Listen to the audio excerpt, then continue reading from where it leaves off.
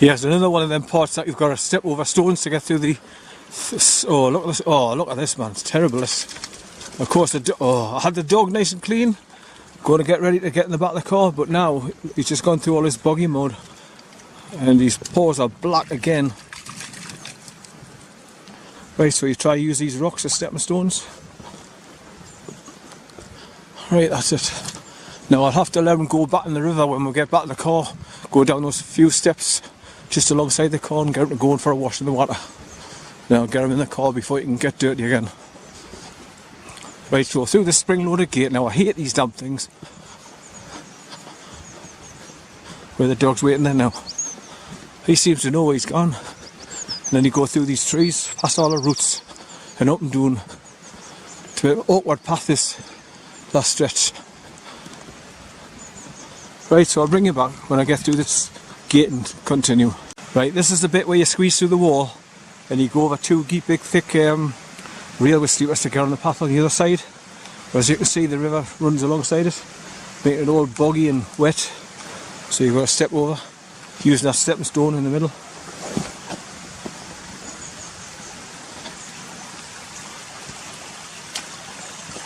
Right, so that's it. I'm up on top of the railway sleepers now, because the stream's running down there, look, from underneath the wire fence, and that's looking back the way I've just come. So you've got to go in and out the walls and over fences and through turnstiles to get up onto the trail going up the woods, Gunnerside Gill ruins at the top end.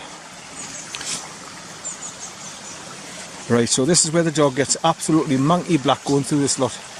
And it's all stones on angles, so I've got to stop recording and keep both hands available in case I slip and fall. So here we go, along this path. So I'll bring you back when I'm getting a flat bit.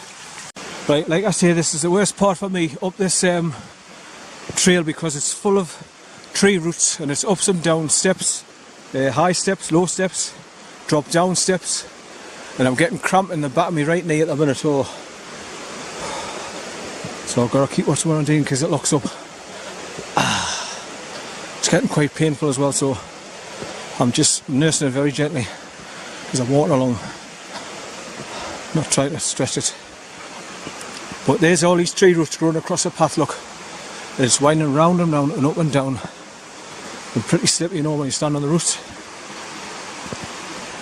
But when you're on this bit, you know, you're very close back to the Gunnerside village and the church you go around the back of and down the side of it through the spring-loaded gate onto the bottom path where the car's parked.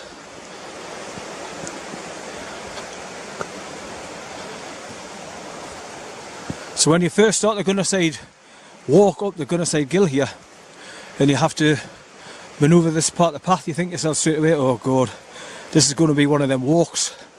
But once you get past this bit, it's great. Out onto the open fields there, up and down, past all the streams, everything coming down. And of course the views to the ruins of the mines on the opposite side, and that, stunning. Right, so this is where it's dangerous, look, getting over these bits of roots and that, the way I'm walking.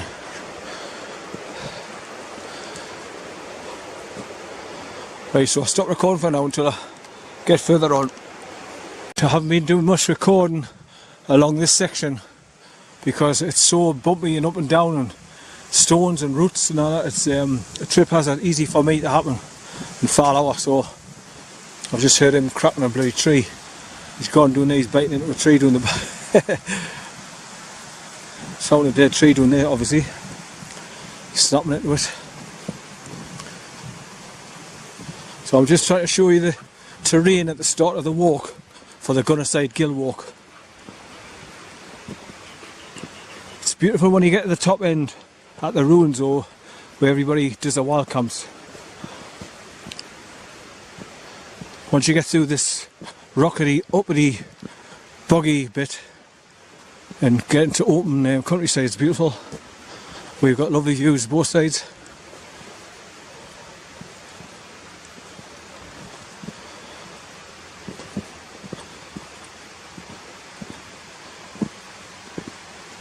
Right, so more rocky bits here. The sun's trying to break through again now, it's getting brighter, so it's not going to rain So I might have to stop and take my jacket back off because I'm getting warm again now. But this pathway, you know, when it's been pissing down the rain, it's all slippy, boggy mud and lethal for slipping on. So you've really got to take your time.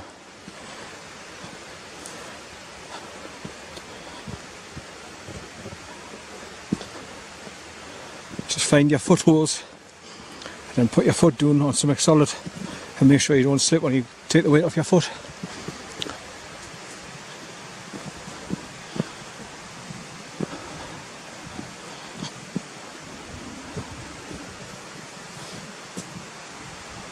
Right.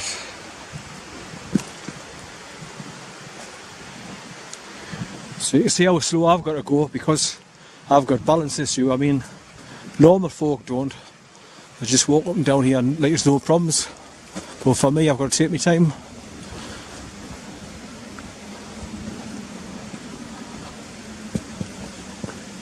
One false move and I'm gone, I'm down.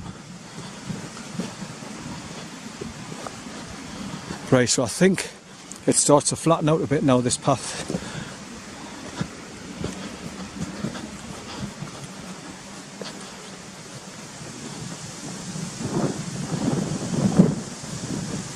I've watched so many videos to do with Gunnerside Gill walk on the YouTube channels.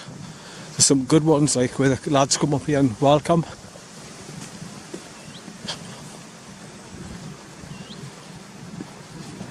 There's one, I forget what they call themselves, but there's about 8 or 9 of them come up and do a welcome overnight.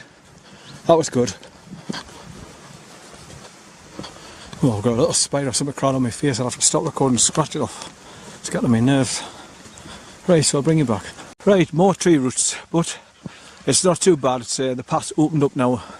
It's not up and doing rocks. This bit's a little bit easier.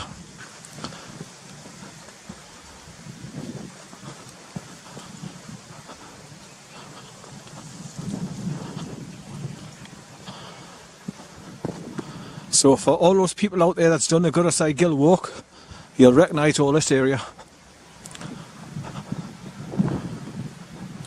So I'm heading back towards Gunnerside Village and soon I'll be coming to the grounds of the church where you go through the turnstile gate and drop down the steps at the far side of it and turn left. Then go to the King's Head pub on the bridge and then turn right and then right again. I'll be back of the car.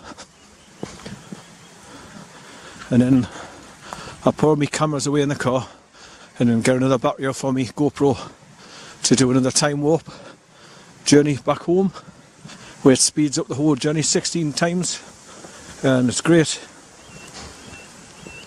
Looks great when you're driving along, and the whole journey of about an hour and wherever it is reduced to 6 to 7 minutes journey. It's great.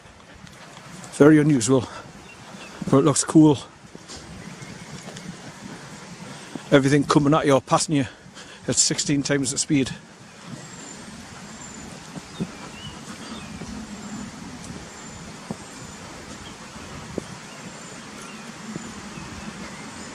Yeah.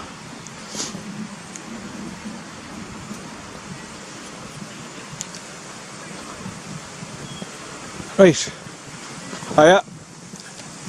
Right, see if I can record the last bit of the pathway leading back to the church here. And I'm close to the river again now, after coming down the hills of these tree root pathways.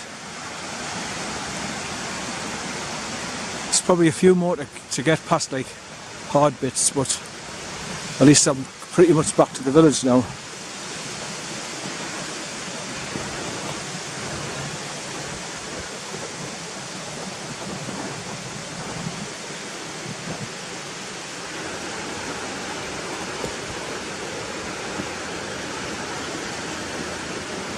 I'm just trying to give you as much footage as possible coming along the last bit of the pathway here, heading back down into Gunnerside Village.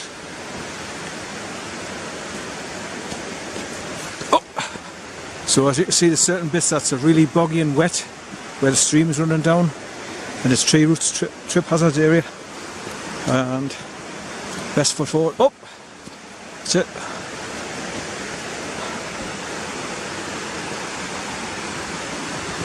So the dog's running backwards and forwards as usual. There you are, Gunnerside Gill Woodland Path on that marker post there. So it's Gunnerside, Gunnerside, Gunnerside Gill Woodland Path. There's a gate to go into the field up there now. Right, back down here. And you hear the river running fast to the right of us, down there.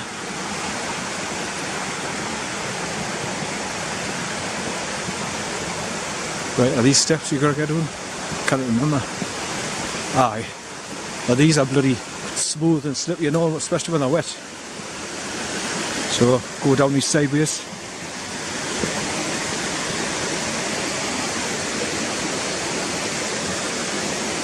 Oh, I remember this bit where it's all stones along the side of the river here after you go through the wall.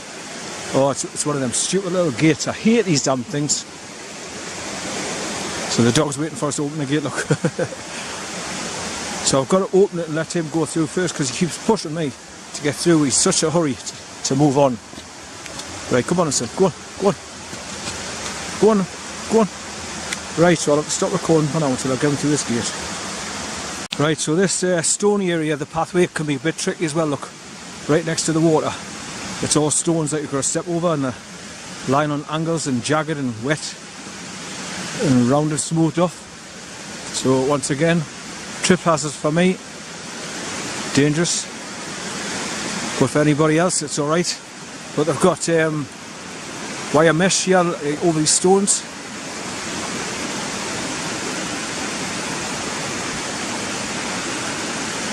Right, down at the bottom path again. That's it. Oh, see the water coming over the white water rabbits here? The dog's taking a dip now, so that'll wash his paws off. I'm glad because he was manky.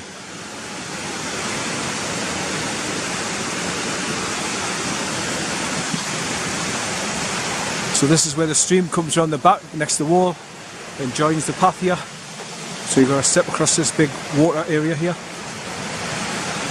to the middle of the path. The dog doesn't mind, he's just gone straight over it.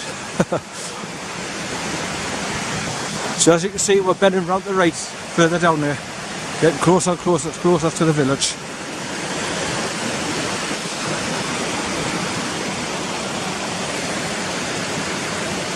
Right, just looking for the safest way to get across now, which is here, I think. Yeah, just put my foot on this white rock. That's it, right. It's all water there, look, soaking.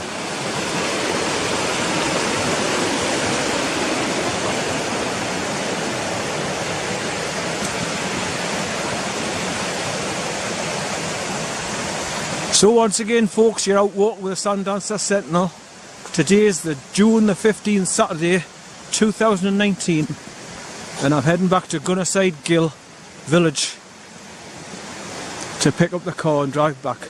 And I'm going to drive back the same way. I'm going to go back along the road, the B6270, and turn left at the Punch Bowl and go up towards Surrender Bridge. Then go up and over and head towards the pub called the CB Inn. Then turn right after that. Then head over the moors to the junction with the A66. Then cut across and head it towards Barnard Castle. Go through Barnard Castle and then head up the A688. Going up towards the A1, turn left and then go up the A1 home. Right, so back to the grass area. After the path takes you right next to the rocks along the side of the fence further around there. I remember that bit. Oh. Say hello, son, say hello. Good boy. He's fine, he's not a fighter. Good boy, son.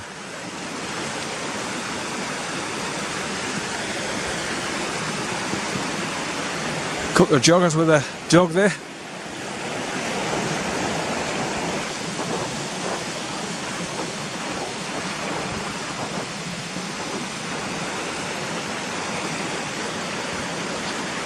The dog's waiting for them to get across.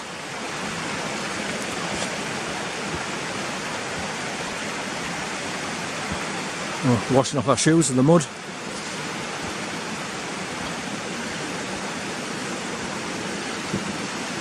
Right, so as you can see, this is where the river overflows when it's been pissing down the rain and comes right across to the path here where we're going now.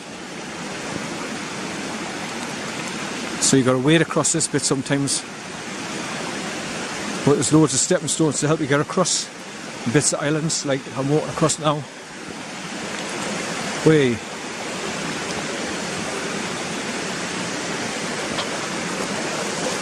Of course, what does the dog do? Going through all the deep bits of mud. That's it, back onto the path. Then across this, you see the water coming pissing down the hill. That's why this bit's always flooded. Get a drink, son. Get a drink. Go on. Wash your paws off. Good boy. Good boy. Right, across these flat stones. Get across. That's it. Now, along this last gooey black mud area. Right, my trousers are falling down again, pulling them down around my knees. I'm sick of this, so I'll have to stop recording for it and pull them up.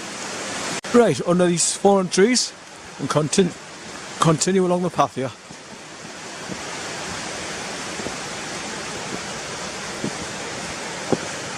It always seems longer when you're coming back. This section going through the trees and the roots and all that from when I first mentioned that it's slippy and hard.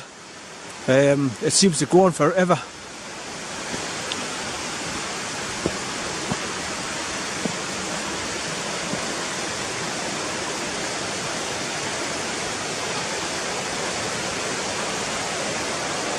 It's maybe because I walk slow as well, because I've got to watch where I'm putting my feet in that. But it just seems a long journey coming back. Right, so you go through this little wooden spring-loaded gate, drop down inside the wall, then it bends out to the right and goes down towards the church. So I'm nearly back now.